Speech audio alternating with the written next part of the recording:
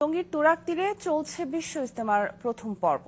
2 ধাপে 5ই ফেব্রুয়ারি পর্যন্ত চলবে জুবারপন্থীদের আয়োজন।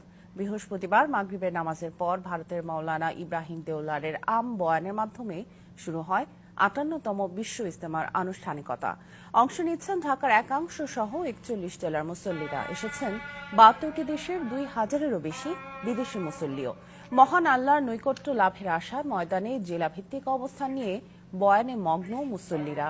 শুক্রবার ফজরের নামাজের পর বয়ান করছেন পাকিস্তানের মাওলানা জিয়াউল হক। সকাল 10টায় বিভিন্ন খিত্তায় খিত্তায় তালিমের আমল হবে। জুমার নামাজ পড়াবেন মাওলানা জুবায়ের। মুসল্লিদের নিরাপত্তায় কাজ করছে আইন শৃঙ্খলা বাহিনী। তাবলিগ জামাতের শুরায়ে নিজামের অধীনে 2রা ফেব্রুয়ারি আখিরি মোনাজাতের মধ্য দিয়ে শেষ হবে বিশ্ব ইজতেমার প্রথম ধাপ।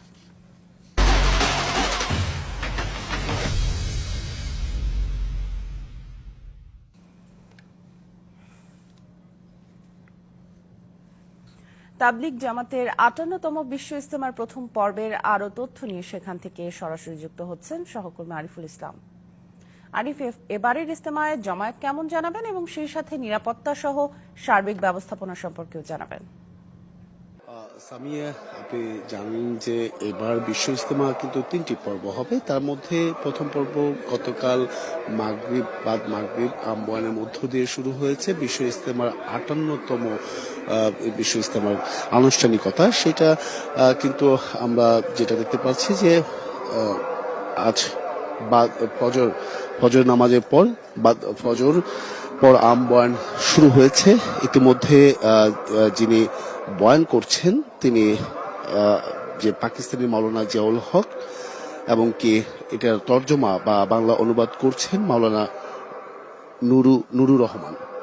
তো সেক্ষেত্রে বলা যায় মুসল্লিদের বা মুসল্লি ধর্মপ্রাণ মানুষের যে ঢল, সেটা কিন্তু আমরা প্রতি বছরই দেখি। এই বছরও তার ব্যতিক্রম নয়। আমরা যেটা দেখতে পেরেছি যে খিত্তায় সব যে খিত্তা রয়েছে, সেই বিশ্ব ইজতেমার যে খিত্তা থাকে, সেই খিত্তাতে কিন্তু ধর্মপ্রাণ মুসলমানদের অংশগ্রহণ বলা যায় যে ভরে গেছে। তার খিত্তার বাইরেও রাস্তাতেও অনেকে তাঁবুটা নিয়ে তারা কিন্তু এই যে 3 দিনের যে ইসলামী কর্মকাণ্ড, সেই 3 দিনের তাবলিগ জামায়াতে কিন্তু অংশ নিয়েছে। বিভিন্ন দেশের বিভিন্ন প্রান্ত থেকে আসা এই মুসলমানরা। তো আরেকটি বিষয় জানিয়ে রাখি, যেহেতু আজকে জুমাবার, সেক্ষেত্রে জুমাবারের একটি বিষয় আগ্রহ থাকে সাধারণ মুসলমানদের, বা যারা আসবেন তারা কিন্তু আশেপাশে এলাকা থেকেও এই জুমা নামাজে অংশ নেবেন।